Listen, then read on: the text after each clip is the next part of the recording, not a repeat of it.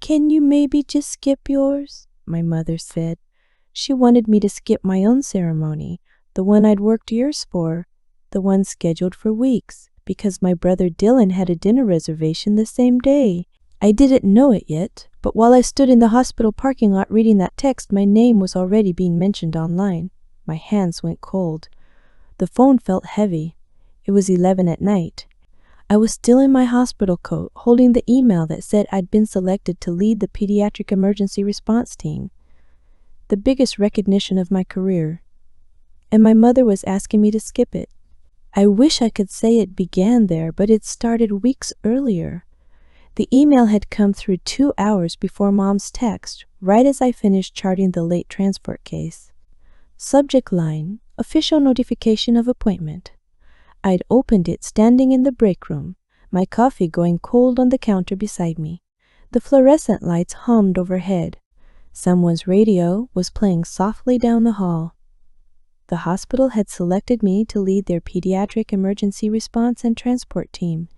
There would be a formal ceremony in 2 weeks, on Saturday, June 15th at 3 in the afternoon, followed by a gala dinner where I'd give acceptance remarks.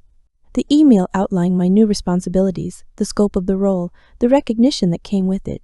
It was official, signed by the hospital director and the head of emergency services. I stood in the break room rereading it 3 times before I let myself believe it. My hands were shaking slightly. I'm a U.S. Army medic and paramedic. I've trained for years in frontline emergency care, worked hundreds of critical cases, built protocols that improved outcomes for kids in crisis. I've held dying children in my arms and brought them back. I've made split-second decisions that determined whether a family went home whole or shattered. This wasn't just a title. It was recognition of all of that. Real responsibility. A formal acknowledgement that the work I did mattered, that the skills I'd honed were valuable, that the years I'd invested had built something worth leading. I texted Mom right away. I wanted to share it with someone. I wanted someone to be proud. Ceremony confirmed for the 15th at 3 p.m. formal event, gala dinner after. Hope you can make it. I hit send and waited. The dots appeared almost immediately. I felt a flicker of hope. Maybe this time would be different. Maybe this achievement was significant enough. Maybe she'd see what this meant. Her reply came fast. That's wonderful, honey. Dylan just got promoted to senior partner. We're doing a family dinner for him on the 15th at Morton's at 6. You should come. I read it twice. The congratulations felt perfunctory, automatic, and then immediately the pivot to Dylan, the real news. The thing that mattered, same day, different events, but the message was clear about which one counted. I felt something sink in my chest, but I pushed it down. I typed carefully, trying to find a way to make this work. My ceremony's at 3, dinner's at 6. We could do both if the timing works. The dots appeared, disappeared, appeared again. I watched them, holding my breath. Maybe she was figuring out logistics. Maybe she was checking the calendar. Maybe she was talking to Dad about how to make both events happen. We're doing photos earlier for Dylan. He likes us there for support. You're more independent. You don't really need us there. I read that message 3 times. Independent. It was a word they'd used my whole life. A label that sounded like a compliment, but functioned as an excuse. Hannah doesn't need us. Hannah can handle herself. Hannah's fine on her own. It meant I was low maintenance. Convenient. Easy to skip. And then, minutes later, the line that made everything clear. Can you maybe just skip yours? I sat in my car after my shift ended, watching ambulances pull in and out of the bay, red and white lights flashing against the dock, paramedics moving with practiced urgency, stretchers rolling, doors sliding open and shut. This was my world. This was what I knew, and my family treated it like a hobby I could reschedule. The question hung in the air, sharp and cold. My family wasn't coming. They'd made that clear. But what would finally make them face that choice, and what would I do when they tried to rewrite it later? because I knew they would. They always did. The pattern was old and familiar. Dismiss me in private, then act confused when I felt hurt. Tell me I was overreacting. Tell me I misunderstood. Tell me they'd never said what they'd clearly said. As a Christian, I prayed quietly for self-control. I asked God to help me not lash out, not to send the angry text I was drafting in my head, not to call and say all the things I was thinking. I didn't argue by text. I didn't call. I just locked my phone and drove home in silence, gripping the steering wheel tighter than I needed to. The next morning, I was back on shift, reviewing a critical pediatric case plan tied to my new emergency response responsibilities. A 3-year-old with a heart condition who'd need specialized transport protocols if things went south. I was making notes, cross-referencing with cardiology when I made the decision. I ordered printed invitations, formal ones, not a text, not an email, real physical invitations that required thought and effort to send. Gold lettering on heavy cardstock, embossed hospital logo at the top. Saturday, June 15th, 3:00 p.m., Hospital Conference Hall. Ceremony and gala dinner to follow. Please RSVP. I wanted a paper trail. I wanted something they couldn't claim they'd missed or misunderstood. I wanted them to hold the evidence of this moment in their hands. To see the formality. To understand that this wasn't casual. This wasn't optional.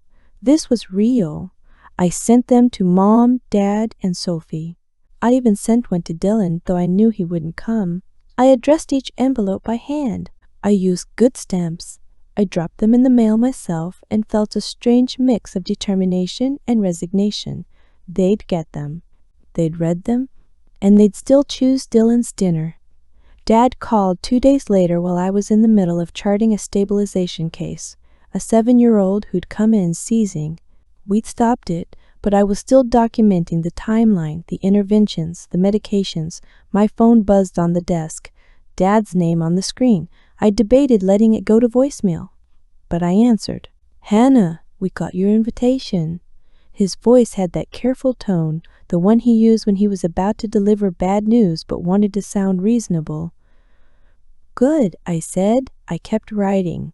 Documented the 3rd dose of medication at 2:37. "It's very formal, very official." "It is," I said. There was a pause. He was waiting for me to fill it. I didn't. "We can't miss Dylan's dinner," he said finally. "He asked for us to be there. Appearances matter for him. You know how it is in his field. Having family present, it shows stability. It shows he's got a support system." I stopped writing. "And you don't think appearances matter in mine?" "That's not what I'm saying. You've already proven yourself. You don't need a ceremony. You're leading the team already. Dylan's worked hard for this promotion, and he wants the family present. It means something to him." The implication hung there clear and ugly. It meant something to Dylan. Unlike you, unlike your ceremony, unlike your recognition. I didn't say anything. I just waited. Your mom's not comfortable in medical settings anyway. You know that. She gets anxious in hospitals. And with the gala dinner, she'd have to sit through all those medical people talking shop. She'd be miserable.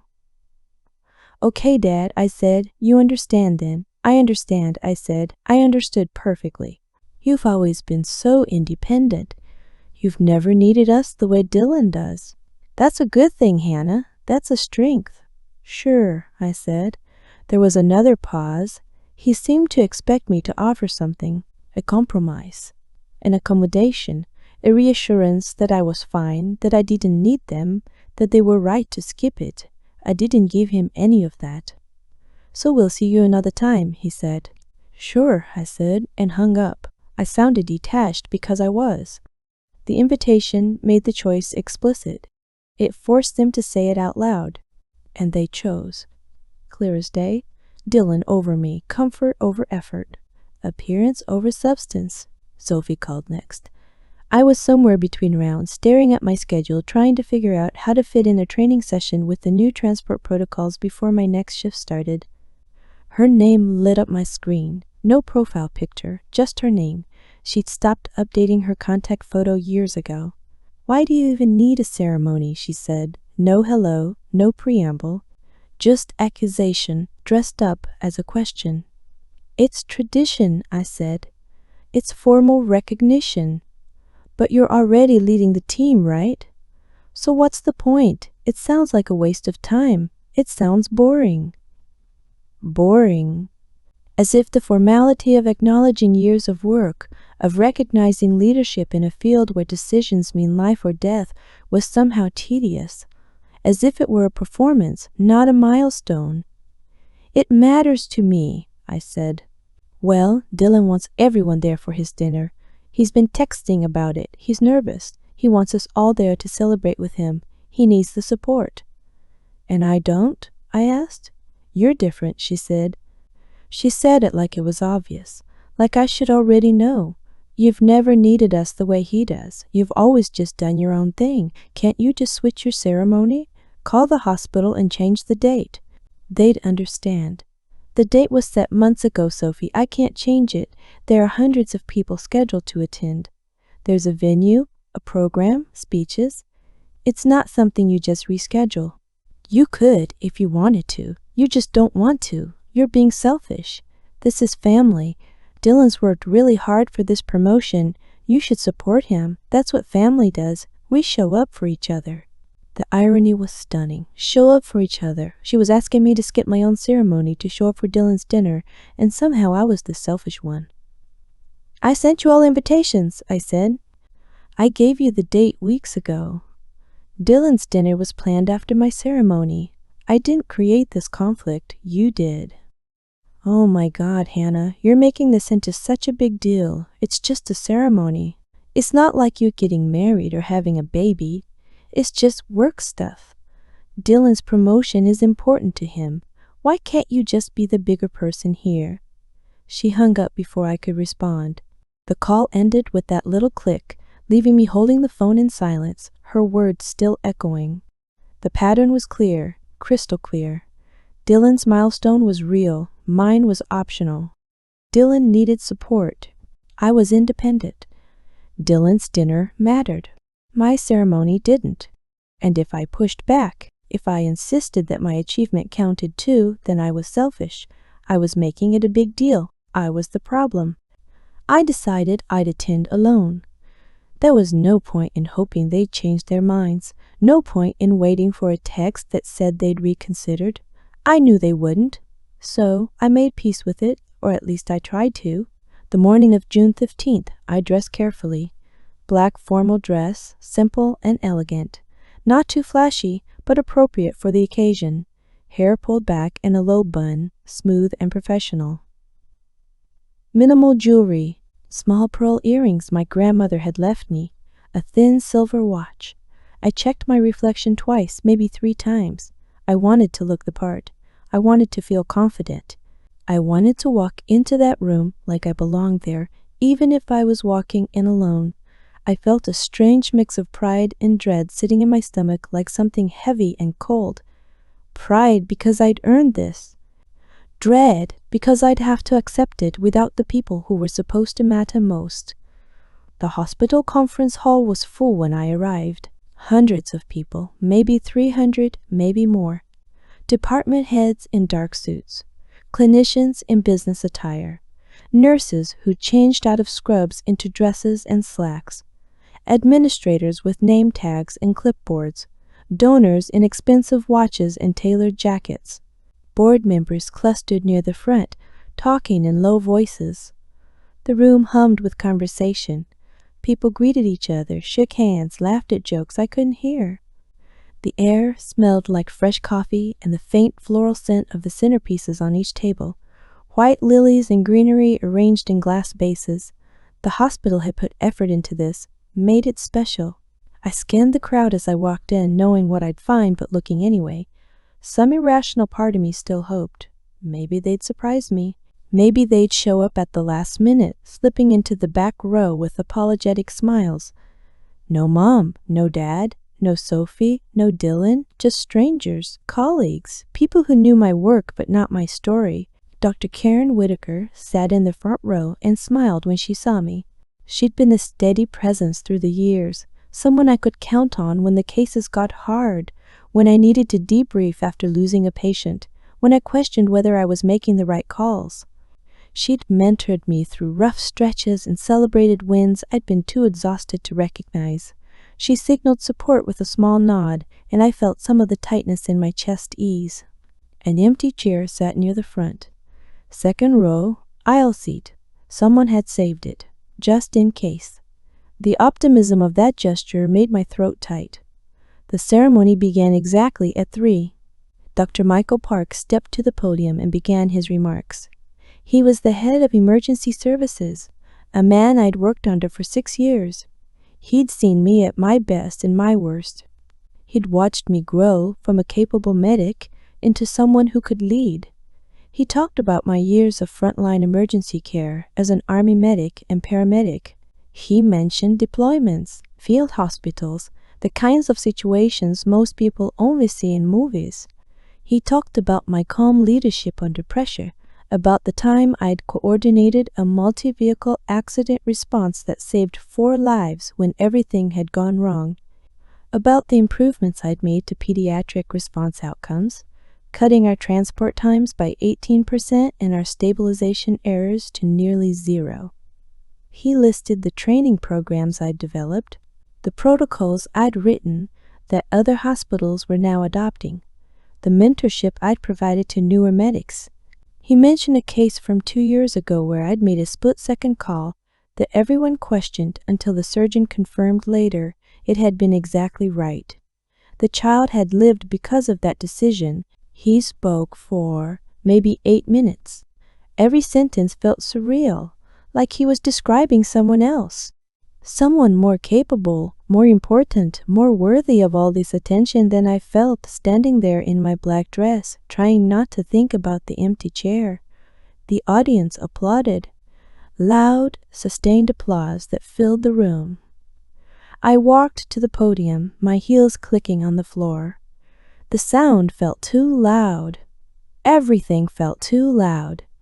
I'd written remarks, rehearsed them in front of my bathroom mirror at 6 that morning, practiced the cadence, the pauses, the emphasis. I'd memorized every word. But standing there, looking out at the full hall and the one empty chair, the prepared speech felt hollow, performative, wrong. I set the notes aside. I spoke plainly, my voice steadier than I felt. I talked about responsibility, about what it means to carry the weight of someone else's worst day, about steadiness when a parent's world is collapsing and they're looking at you to fix what seems unfixable, about being accountable to families in the worst moments of their lives when a child's life is on the line and every second matters. I talked about what it means to show up, to be the person who stays calm when everyone else is panicking, to make the hard calls, to live with the outcomes, to learn from the losses and celebrate the wins without letting either define you completely. I didn't talk about glory. I didn't talk about recognition or achievement. I talked about the work, the real, unglamorous, exhausting work of keeping kids alive. The applause started before I finished. It built into a standing ovation that made my eyes sting. People rose from their seats clapping, some of them smiling, some of them wiping their eyes. Dr. Whitaker was crying openly. She didn't bother hiding it. I felt validated. I felt seen. Not as the independent one, not as the one who didn't need support, but as someone whose work mattered, whose choices had weight, whose sacrifice had meaning. And I felt the absence of my family like a physical wound, like something essential had been carved out, and I was standing there trying to pretend the whole didn't exist. The gala dinner followed. We moved from the conference hall to the banquet room 1 floor down, round tables with white linens and more flower arrangements, soft lighting from chandeliers overhead. A string quartet playing in the corner, something classical I didn't recognize. I sat at the head table with hospital leaders and colleagues. Dr. Park to my left, Dr. Whitaker to my right, the hospital director across from me, a board member whose name I'd already forgotten, We ate salad and roasted chicken and made polite conversation about hospital funding and upcoming initiatives. People approached throughout the night to congratulate me, to shake my hand, to share stories. A pediatric nurse told me about a case where my protocol decisions had bought the time a surgeon needed to repair a damaged artery. A transport driver mentioned how my training had helped him stay calm during a difficult transfer. A parent, someone I barely remembered, thanked me for stabilizing her daughter 2 years ago after a car accident. She said her daughter was in college now, studying engineering, alive because of what we'd done that night. One donor, an older man in an expensive suit, mentioned funding he directed to our department specifically because of our team's results. He'd seen the data, he'd tracked our outcomes. He said investing in our program was the easiest decision he'd made all year. Each conversation felt validating and surreal. These people saw my work. They understood what it meant. They valued it. And none of them were my family. Dr. Whitaker leaned over at one point between the main course and dessert and said quietly, "Your family's missing this because of another commitment?" Her voice had an edge, not quite anger, but close. "Yes," I said. She shook her head. "Their loss." The words sat between us for a moment. I wanted to argue. I wanted to defend them, to explain that they had good reasons, that Dylan's promotion was important too, that they weren't bad people. But I couldn't make myself say it, because it was their loss. They were missing this. By choice, I forced a smile that felt fragile, like glass under pressure. "Yeah." My phone buzzed once during dinner, a sharp vibration against my thigh. I glanced at it under the table. "Dylan," a text. Congrats or whatever. 5 words that said everything about how much this meant to him. Perfunctory, dismissive. The bare minimum required to technically acknowledge something while making it clear he didn't care. Nothing from Mom, nothing from Dad, nothing from Sophie that mattered. Just silence from the people who were supposed to be there. I put the phone away and focused on the people who were there. The ones who showed up. The ones who understood. Around 8:15, after the speeches and toasts and photos, after the dessert plates had been cleared and people were starting to linger over coffee, I checked my phone again. The screen was full of notifications, more than I'd ever seen at once. The numbers didn't make sense at first. 14 missed calls, 32 texts, dozens of app notifications, icons I barely recognized, alerts stacked on top of alerts. Mom, Sophie, Dylan, all of them, over and over. The calls had started around 7:30 and hadn't stopped. "Call me now. We need to talk. This is urgent. Pick up your phone. Hannah, seriously, call me back." I scrolled through the messages, my stomach starting to twist. What could possibly be this urgent? Had something happened? Was someone hurt? I opened the notification screen. Tags, mentions. A flood of app alerts I didn't recognize at first. Instagram, Facebook, Twitter, platforms I barely used. My name over and over. Hundreds of notifications. Thousands. I opened one, my hand starting to shake. The hospital had posted the official ceremony video. Not just clips, the whole thing. My remarks. The standing ovation. Dr. Park's introduction, where he described my record in detail. The moment I'd set aside my prepared notes and spoken from the heart. All of it, time-stamped and captioned with my name and role. Pediatric Emergency Response Team Leader, Hannah Pierce. It had been live for 2 hours. The view count was climbing in real time. 60,000, 70,000, 80,000. I watched it tick up as I sat there, the numbers refreshing every few seconds. The comments were in the thousands. I started scrolling. This woman saves children and her family skipped it for dinner? Notice the empty chair in the front row. That says everything. Imagine choosing a restaurant reservation over this. Her speech was incredible. And she did it alone. The parents of the kids she saved showed up. Her own family didn't. Someone had screenshotted the invitation I'd sent, the formal one with the gold lettering. They posted it with the caption, "She gave them notice. They chose not to come." Someone else had found Dylan's promotion announcement on LinkedIn. They put it side by side with a frame from my ceremony. The contrast was stark. His corporate headshot, smiling in a suit. My face during the standing ovation, trying not to cry. The video was everywhere. Shared, reshared, quoted, stitched into reaction videos. My face. My voice. My family's absence, now public and undeniable. People were tagging my family, finding their social media accounts, leaving comments, asking questions, demanding explanations. I sat there in my gala dress, phone in hand, watching the view count climb past 100,000, watching my private pain become public spectacle, watching the empty chair become a symbol for something bigger than just me. The next call came from Mom. I stared at her name on the screen for 3 rings before I answered.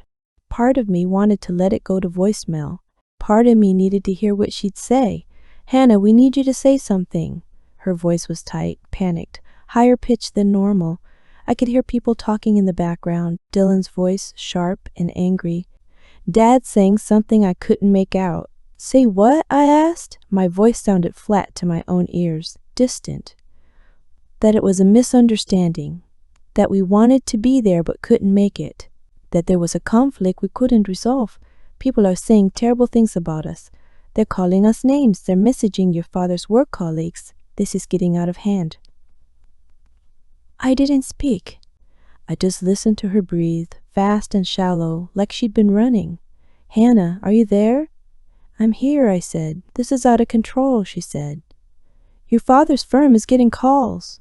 People asking about the partner who skipped his daughter's ceremony. Sophie's friends are asking her about it, posting things on her pages. Dylan's upset. His colleagues are seeing this. You have to fix this. Fix this." As if I'd broken it. As if I'd created the situation by having a ceremony my family chose not to attend. "Fix what?" I said. "Tell them it wasn't like that. Post something. A statement. Tell them we support you. Tell them we're proud of you. Tell them it was just bad timing, a scheduling conflict, something unavoidable." "Is that true?" I asked. "What? Are you proud of me? Do you support me?" Silence. Long enough that I wondered if the call had dropped. "Of course we are," she said finally, but it sounded rehearsed, hollow. Words she was saying because they were the right words, not because she meant them. "Mom, you texted me to skip my ceremony. Dad said I didn't need it. Sophie called it boring and told me to change the date. Dylan sent congrats or whatever. That's all documented. That's all real." That's what people are responding to. "We didn't know it would be this big. We didn't know it would matter this much." "You didn't know it mattered," I said. "To me. You didn't think it mattered to me." That's the problem. That's what people are seeing. "We made a mistake," she said. Her voice cracked. "We're sorry, but you have to help us fix it. This is destroying us." People we've known for years are looking at us differently. Your father's reputation is taking a hit. Dylan's professional network is seeing this. Sophie is getting harassed online. You have to make it stop. "I can't make it stop," I said. "I didn't make it start. I just had a ceremony. The hospital posted a video. That's it. Everything else, that's on you." "You're being cruel," she said. "I'm being honest," I said. She started to argue, her voice rising, words tumbling over each other. Excuses and justifications and demands all blending together. I hung up. My hand was shaking. I set the phone down on the table and realized people were watching me. Dr. Whitaker, Dr. Park, others nearby, concerned faces, professional worry. "Everything okay?" Dr. Whitaker asked quietly. "I don't know," I said. Sophie called next. I was in the bathroom by then, hiding in a stall, trying to breathe normally. She was crying. Loud, hiccuping sobs that made her words hard to understand. "People are messaging me. They're calling me selfish. They're saying I'm a terrible sister. They're posting screenshots of my social media. They're tagging me in things. This is ruining everything." "You did pressure me," I said. I kept my voice steady, clinical. The way I talk to panicking parents in the ER. Calm, factual. "You told me to switch my ceremony because Dylan wanted everyone at his dinner. You called me selfish for not doing it. That's what happened. I didn't mean it like that. You're taking it the wrong way. I was just trying to help. I was trying to make it work for everyone." "How did you mean it then?" She didn't answer, just cried harder. "Sophie, I gave you all invitations. I told you the date. I asked you to come. You said no. You called it boring. You accused me of being selfish. Those were your choices. You could have told me it was this important. You could have explained. You just sent an invitation and expected us to know." It was a formal invitation to a ceremony where I was being recognized for leading a pediatric emergency response team. What exactly did you think it was? I thought it was just a formality. Just something the hospital does. I didn't know it would be like this. Like what? Like such a big deal. Like something people would care about. And there it was. The truth underneath all the tears and panic. She hadn't thought it was a big deal. She hadn't thought it mattered. She hadn't thought I mattered, not compared to Dylan's dinner at Morton's. "I have to go," I said. "Hannah, please. You have to post something. You have to tell people it's not what it looks like. They're destroying me." My boss saw the posts. My friends are asking me what happened. My boyfriend's family is asking questions. This is affecting my life. "It affected mine too," I said, "when you all chose not to show up." I hung up before she could respond. Dylan texted instead of calling. Maybe he knew I wouldn't answer. Maybe he was too angry to trust himself on the phone. "You're making us look bad on purpose. You wanted this to happen. You're enjoying this." I read it twice. The accusation was so absurd it almost made me laugh. As if I'd orchestrated my family's absence. As if I'd planned for the hospital to post the video. As if I controlled the internet's response to seeing a woman honored alone. I didn't reply. There was nothing to say. Dylan had already decided I was the villain in this story. Nothing I said would change that. The video kept spreading. By midnight it had 2 million views. By morning, over 4 million. The numbers felt surreal. Impossible. I'd spent my career working in relative obscurity, making decisions in back hallways and ambulances and emergency bays. And now millions of people were watching me accept an award I'd earned through years of unglamorous work. Comments poured in. Some were supportive. Messages from other people who'd been the overlooked child, the one whose achievements were dismissed, the one who'd walked through major moments alone. They shared their stories. They said they saw themselves in the empty chair. Some were vicious. People attacking my family with the kind of cruelty that only comes from anonymity and distance, calling them names, threatening them, making wild assumptions about their character based on a single video. Most were just honest observations about what the video showed. A woman being honored for saving children's lives, and a family that chose not to witness it, not because they couldn't come, because they decided something else mattered more. The empty chair became a symbol. People posted photos of their own empty chairs, their own moments of being skipped, their own experiences of being the convenient child, the one who didn't need support. Someone created a hashtag. It trended for 3 days. I stayed off social media for the rest of that weekend. Turned off notifications. Silenced my phone except for work calls. I couldn't handle the volume, the attention, the way my private pain had become public consumption. When I finally checked again on Tuesday morning, there were messages from people I hadn't heard from in years. Old colleagues from my army days, former supervisors who'd moved on to other hospitals, patients' families who recognized my name and wanted to say thank you again for what we'd done for their kids, people I'd trained who'd gone on to leadership roles themselves. And there were requests. So many requests. Interview requests from news outlets, both local and national. Podcast invitations. People asking me to come on their shows and tell the story in my own words. Organizations wanting me to speak at events about being overlooked, about family dynamics, about finding validation in your work when you can't find it at home. I ignored all of them. This wasn't a story I wanted to tell. This wasn't a platform I'd asked for.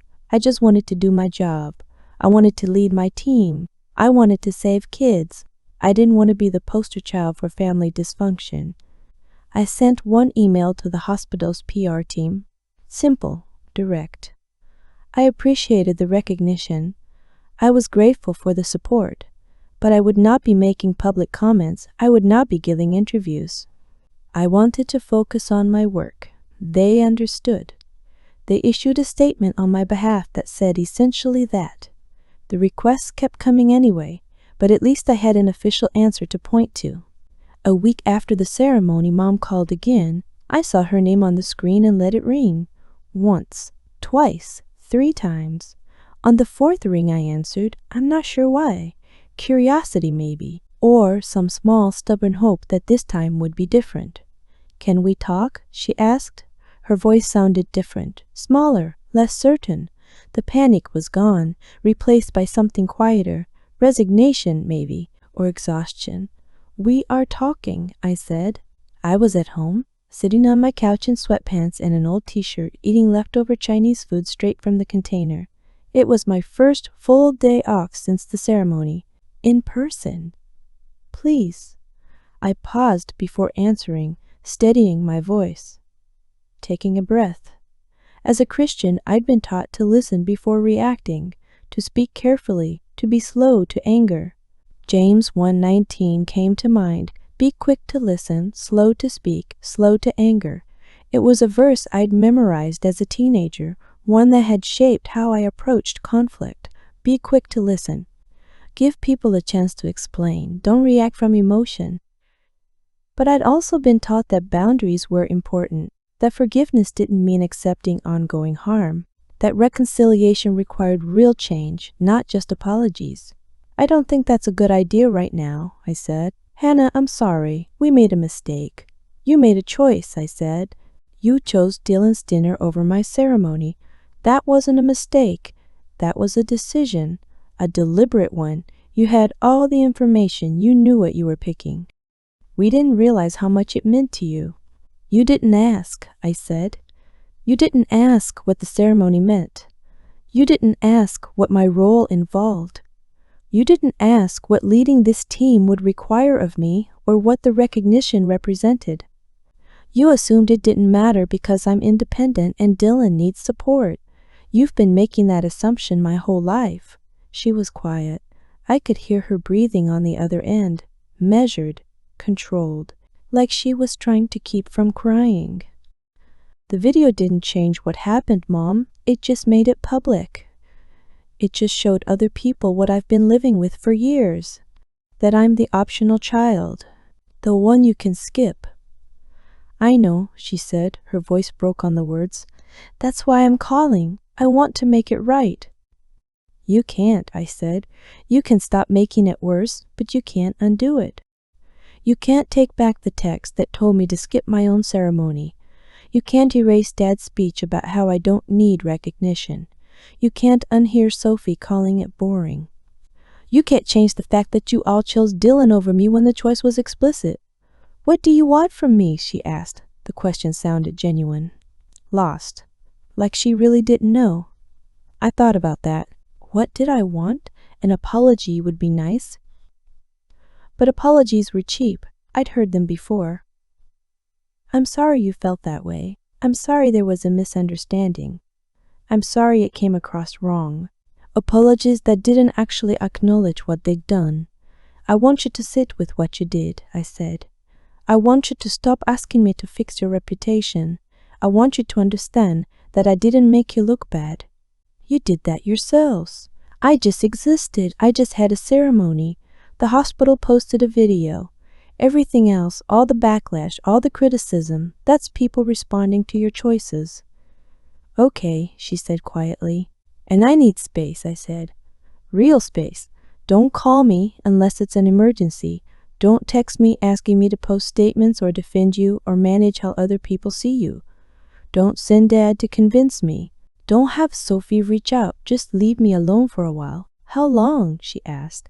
I don't know, I said. Until I'm ready.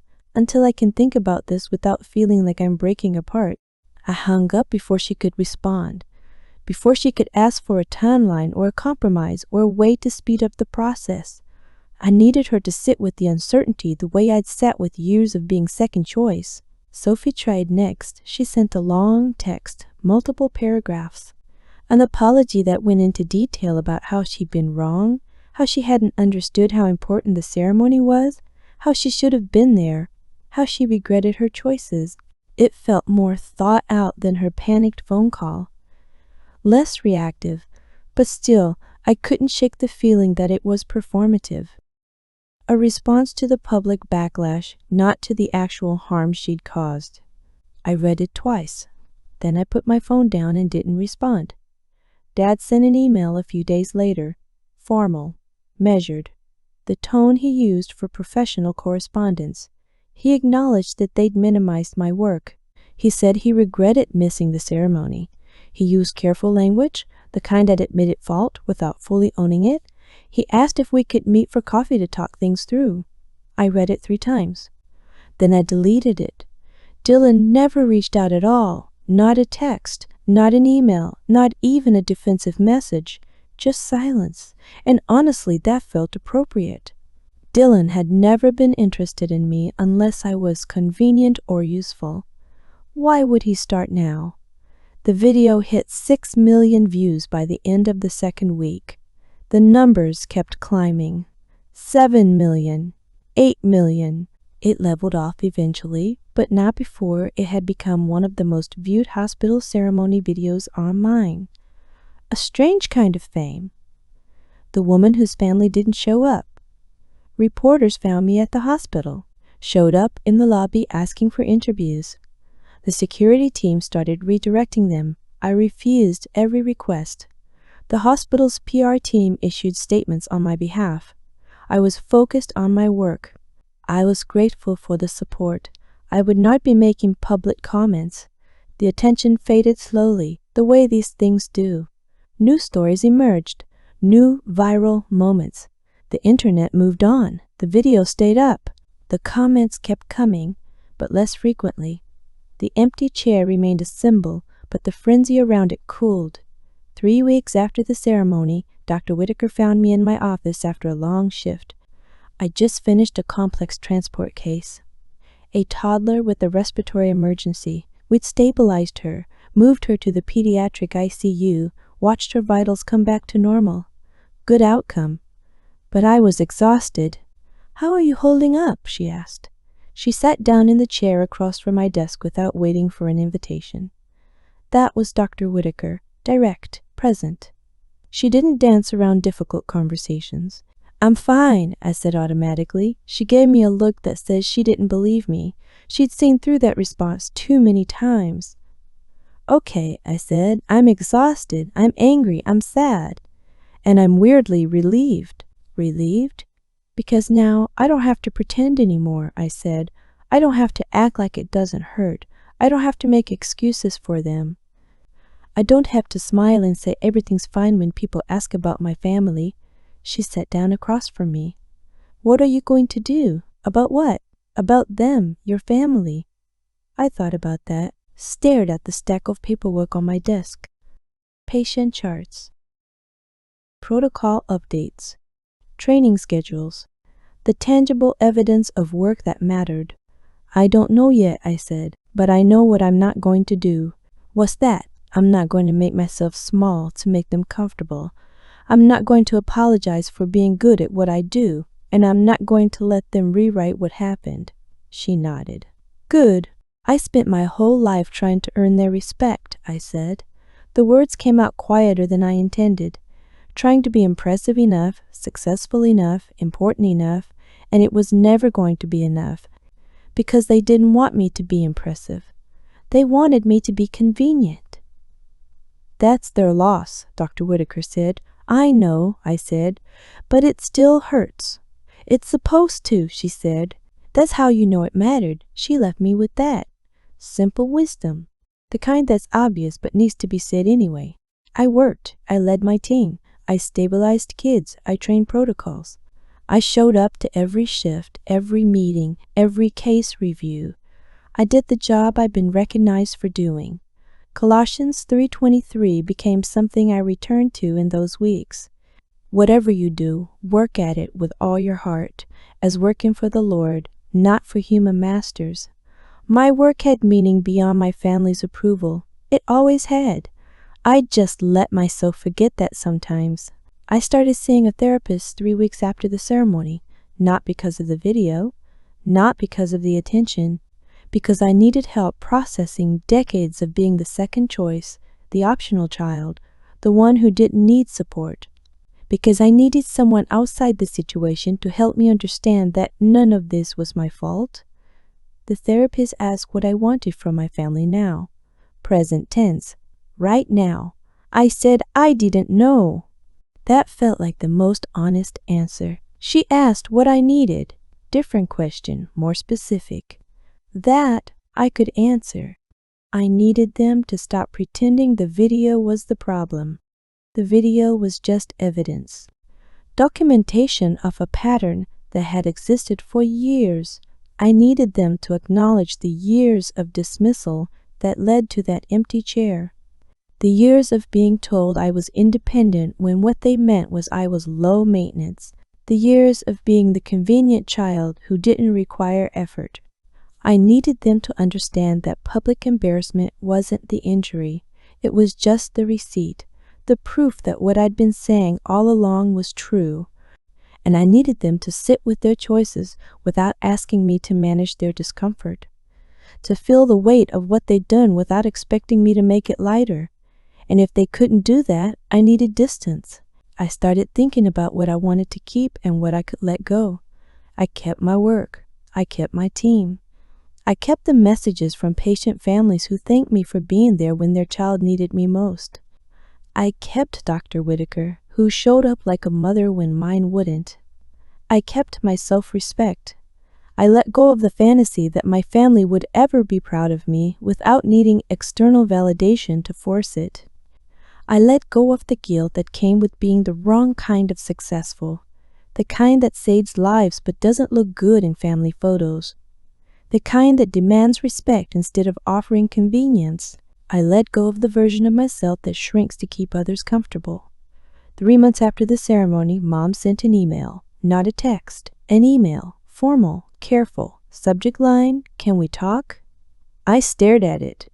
She asked for lunch. She said she wanted to listen. She promised not to make excuses. I prayed for discernment.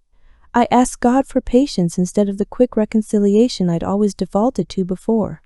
I wanted to be sure this wasn't just another performance. I read the email 5 times over the next week. I felt split, hope and skepticism fighting each other. Dr. Whitaker found me staring at it in my office one afternoon. "What is it?" she asked. I showed her. She read it quietly. "What do you want?" "I don't know," I said. "Yes, you do," she said. "You're just scared to say it." I thought about that. I want to believe her. "Do you?" "Not yet," I said, "but I want to." "Then trust your gut," Dr. Whitaker said. "If you meet with her, set the terms. Don't let her rush you back into the old pattern." I waited 2 weeks before I replied. I wrote back with conditions. No back to normal. No pretending the ceremony didn't happen. If we were going to try, she had to engage with the real work, the hard parts, not just the version of my life that looked impressive. She replied within an hour. She agreed. She asked when I was free. We met at a quiet cafe near the hospital on a Tuesday afternoon. Mom looked smaller than I remembered. "Tired?" She asked about my work, not in the vague, polite way she used to. She asked specific questions. About cases. About protocols. About what it's like to make decisions when a child's life depends on them. She'd researched my role. I could tell. She wasn't perfect. She flinched when I described a case we'd lost. She changed the subject when I mentioned a particularly hard night. She slipped once into comparing Dylan's work to mine, then caught herself and apologized. But she listened. Halfway through lunch, she said, "I'm sorry I missed your ceremony." "You didn't miss it," I said. "You chose not to come." "I know," she said, "and I'm sorry for that. I'm sorry because you wanted me there, and I chose not to show up. It was the first time she'd said it that plainly. "Why didn't you?" I asked. She looked down at her hands. "Because I didn't think it mattered as much as Dylan's dinner. Because I didn't understand what you do. Because it was easier to go where I was comfortable." "Do you understand now?" I asked. "I'm trying to," she said. "That's why I'm here." I wanted to believe her. I wasn't sure I did yet. "Why did you choose this?" she asked. "This work, this life." I thought about lying, giving her the simple version. But I chose honesty. "When I was 8, I said, Sophie had a friend named Grace. She got sick one weekend. By Monday, she was gone, a condition that would be treatable now, manageable. But back then, in that moment, there was nothing anyone could do." Mom's face changed. "I remember Sophie crying for weeks," I said. "I remember thinking someone should have been able to fix it. Someone should have known what to do. And I decided I wanted to be that someone." Mom was crying now. "I never knew that. You never asked," I said. She nodded. "You're right. I never did." We sat in silence for a while. "One lunch doesn't erase decades," I said. "I know," she said, "but I'm asking for a chance to know the real you, not the version I invented." I agreed we could try. Over the next 6 months, we met monthly for lunch. I learned to set boundaries. I learned to ask for what I needed. I learned to walk away when the conversation slid back into old patterns. Mom learned to listen, slowly, imperfectly, but she tried. About 4 months in, Sophie called. She apologized again. This time it felt real. She admitted she'd accepted my marginalization because it made her own choices feel justified. She said she wanted to do better. I told her we could start small. Dylan never reached out. I made peace with that. Some people don't change. Some relationships don't heal. That's not my failure. The video eventually hit 7 million views. I stopped checking. But parents still mentioned it. Some told me it's why they asked for my team. One mother said she watched it the night before her daughter's surgery and felt calmer knowing I'd be there. A few weeks ago, I worked a long, complex pediatric case, a transport that required every piece of training I built over the years. 12 hours of steady decisions, careful monitoring, constant adjustments. When it was over, I told the parents their child was stable, perfect, safe. The mother hugged me. She held on tight and said, "Thank you for being there." I thought about Morton's. I thought about the empty chair. I thought about congrats or whatever. And I realized I didn't need Mom to understand anymore. I didn't need Dylan to respect it. I didn't need Sophie to find it impressive. I had built a life that doesn't shrink, and that's enough.